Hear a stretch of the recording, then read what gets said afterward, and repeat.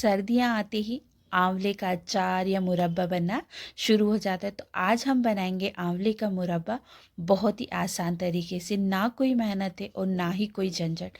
एकदम रसीले, मुंह में जाते ही घुल जाने वाले, एकदम सुपर सॉफ्ट बन के तैयार होंगे बहुत ही आसान तरीके से। और इसके कई फ़ायदे भी होते हैं जो हमारी सेहत के लिए बहुत ही ज़्यादा फ़ायदेमंद होते हैं। आंवले हमारे बालों को और स्किन को और ख़ास तौर पे हमारी आँखों के लिए बहुत ही ज़्यादा फ़ायदेमंद होते हैं। इस रेसिपी को बनाना किस तरह से, तो चलिए जानते हैं आगे। तो गाइज़ यहाँ मैंने 1.5 किलो आंवला लिया है और इन्हें अच्छे से धो के साफ़ कर लिया है। अब ये गीले दिख रहे हैं तो हम इन्हें एक कपड़े से पोंछ के साफ़ कर लेंगे। तो गाइज़ यहाँ आपको बड़े साइज़ के आंवला लेना है जिससे जो आप मुरब्बा बनाएंगे बहुत ही अच्छा और एकदम कलियों वाला बन के तैयार होगा। तो आपको इस तरह से बड़े बड़े साइज़ के आंवला ले लेना है। इन्हें अच्छे से धो के सुखा लेना है। आंवला लेते वक्त आपको खास बात का ध्यान रखना है। बड़े साइज़ के आंवला लीजिए, ज़्यादा निशान ना होने चाहिए। कुछ निशान तो उन पर आते ही हैं क्योंकि ये जब पेड़ से टूटते हैं फिर उनसे बाद में हमारे तक आते आते इन पे कुछ चीज़ों के निशान पड़ जाते हैं। तो बस इसी तरह से आपको साफ़ कपड़े से पोंछ के इनको तैयार कर लेना है। अब स्टीमर तैयार कर लेते हैं। तो गाइज़ मैं स्टीमर का यूज़ नहीं कर रही हूँ। मैं कढ़ाई में आपको इस तरह से एक चन्नी रख लेनी है और उसके ऊपर सारे आंवला को शिफ्ट कर लेना है। यहाँ हम इसको कुकर में उबाल नहीं रहे हैं, हम यहाँ इसको स्टीम कर रहे हैं ताकि जो आंवला के अंदर के बेनिफिट्स हैं वो बने रहें और वो ख़राब ना हो। तो गाइस जब हम उबालते हैं तो उसमें सारे बेनिफिट्स पानी के अंदर चले जाते हैं और आंवले का जो बेनिफिट्स मिलना चाहिए वो हमें नहीं मिलता है। 10 से 15 मिनट के लिए हम इसे स्टीम करेंगे। तो आप देख सकते हैं ये स्टीम होके बहुत ही अच्छी तरह से रेडी हो गए हैं और जो इनकी कलियाँ हैं वो अलग अलग दिखने लग गई हैं। तो आप इसको हमें बस इतना ही पकाना है। जैसे ही हम इसे टच करें तो हमें महसूस होता है कि ये सॉफ्ट हो गए हैं। तो गाइस ये आंवला हमारे अच्छी तरह से सॉफ्ट हो गए हैं और अब हम इन्हें थोड़ी देर के लिए ठंडा होने के लिए रख देंगे। अगर ये आपको ऐसा लग रहा है इसके ऊपर कहीं पानी है तो आप इन्हें सुखा लीजिए।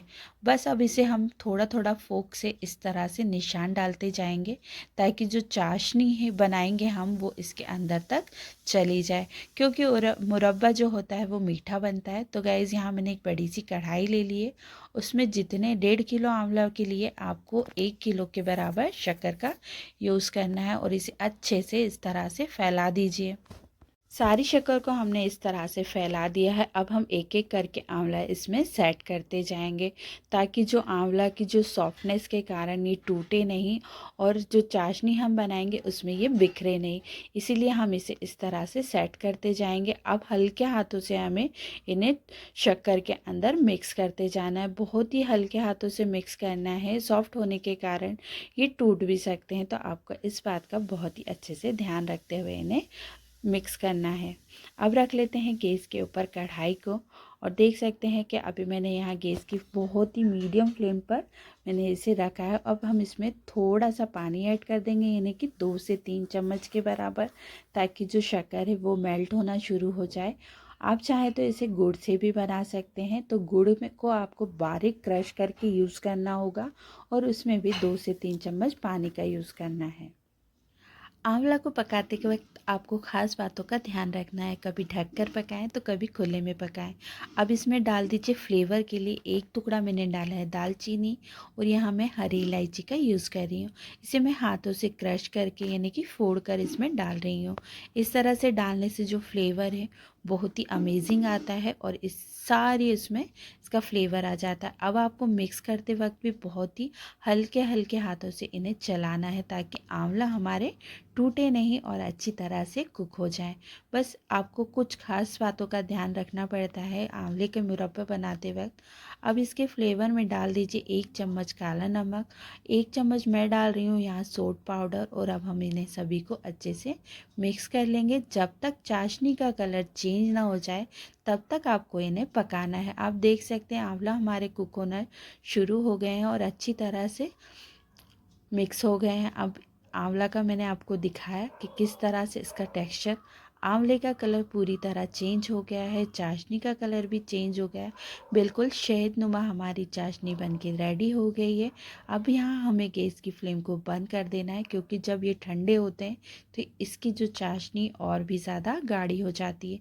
चलो अब हम इसे सर्व कर लेते हैं एक बाउल में।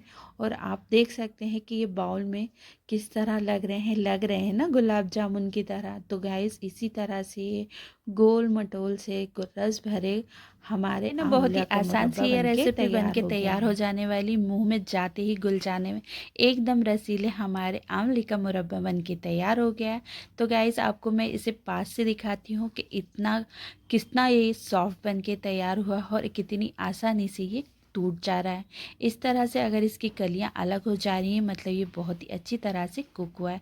अब हम इसका सीड्स निकाल देंगे तो लग रहा है ना एकदम फ्लावर जैसा।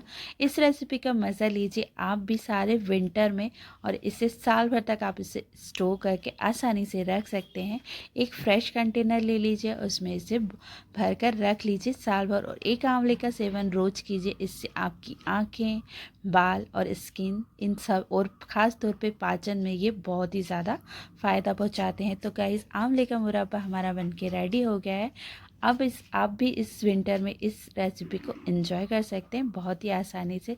तो गाइस मैंने इसे स्टोर करने के लिए ले लिया है एक कांच का कंटेनर।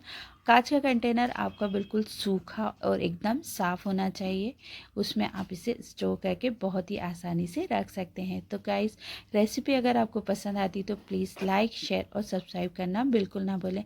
मिलते हैं नेक्स्ट वीडियो में। Thank you for watching.